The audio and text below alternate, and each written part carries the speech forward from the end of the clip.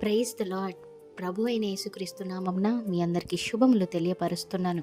ఈ వాగ్దానాల ద్వారా మీరు ఆదరించబడినట్లయితే తప్పకుండా ఇతరులకు షేర్ చేయడానికి ప్రయత్నించండి. కొంతమందితో నేను మాట్లాడుతున్నప్పుడు నాతో ఇలా అనేవారు, ఎందుకక్క నా బ్రతుకు ఏం సాధించానని, ఎప్పుడు చూడు దుఃఖమే తప్ప, కన్నీళ్ళే తప్ప, సంతోషం లేదు, సమాధానం లేదు. నా అనుకున్న వారికి నా కష్టాలు చెప్పినా అప్పటికైతే బాగానే వింటారు. తర్వాత విన్నవారే మరి ఒకరికి నా కష్టాల గురించి చెప్తూ హేళన చేస్తారు, నిందిస్తారు, అవమానిస్తారు.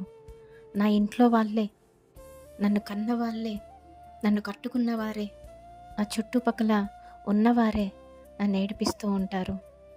ఏం బ్రతుకక్క, దేవుడికి నేను ఎప్పుడు ఏడవటం అంటేనే ఇష్టమేమో అనేసి అంటూ ఉంటారు.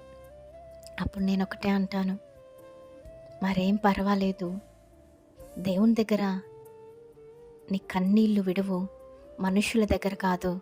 మనుషుల దగ్గర నీవు ఆ కన్నీళ్ళు విడిస్తే అలసైపోతావు. మనుషులను ఆశ్రయించుట కంటే దేవుణ్ణి ఆశ్రయించటం మేలు అనేసి దేవుడు ముందుగానే లేఖనములో రాసి ఉంచారు కదమ్మా. మరి ఎందుకు దేవుని దగ్గర మొరపెట్టలేకపోతా ఉన్నారు? ప్రతి దానికి మనుషుల్ని ఆశ్రయిస్తూ ఉంటారు. మీ కష్టాలు, మీ దుఃఖాలు ఎందుకు మనుషులకు చెప్తూ మీరు వారి దగ్గర నుంచి అవమానపడటమో, నిందించబడటమో, హేళన చేయబడటమో అనేసి నేను చెప్తూ ఉంటాను. అంత మాత్రమే కాదు, కానీ వీడియో చూస్తున్న మీలో ఎప్పుడు చూడండి, ఆల్రెడీ ఇంకొన్ని రోజులు అయిపోతే నూతన సంవత్సరం 2026లో అడుగు పెట్టబోతున్నాము. గత 12 మాసాలుగా లేదా 11.5 మాసాలుగా ఇంకా నీవు కన్నీళ్ళు విడుస్తూనే ఉన్నావేమో. అయితే ఈరోజు దేవుడు నీతోనే మాట్లాడుతూ ఉన్నారు. నీవిక నీ మాత్రము కన్నీళ్ళు విడువవు. ఆమేన్.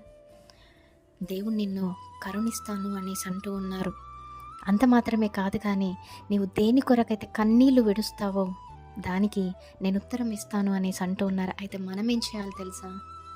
దేవుని పాదాల చెంతకు రండి. మీ ప్రతి కన్నీళ్ళు ఆయన దగ్గర కృమ్మరించండి. మీరు కార్చే ప్రతి కన్నీటి బొట్టు ఆయన తన బుడ్డిలో దాచుకొని ఉంటారు. అంత మాత్రమే కాదు, కానీ మీరు కార్చే కన్నీళ్ళు దేవుడు చూసి మీకు జవాబును అతి త్వరలోనే ఇచ్చి మిమ్మల్ని సంతోషపడతారు. ఆమేన్. నమ్మండి, విశ్వసించండి. Praise the Lord. Have a great day.